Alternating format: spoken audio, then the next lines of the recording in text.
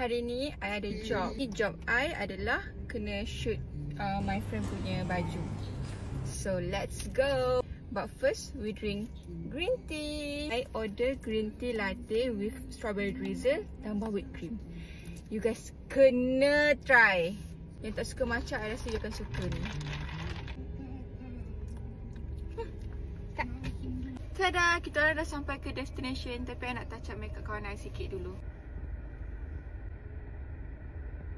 Itu dia baju satu dan baju dua. Kita ada apa guys?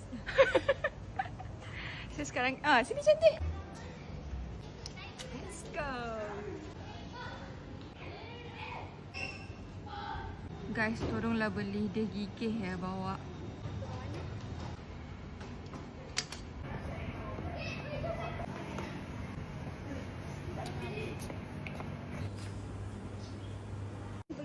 And it's a wrap.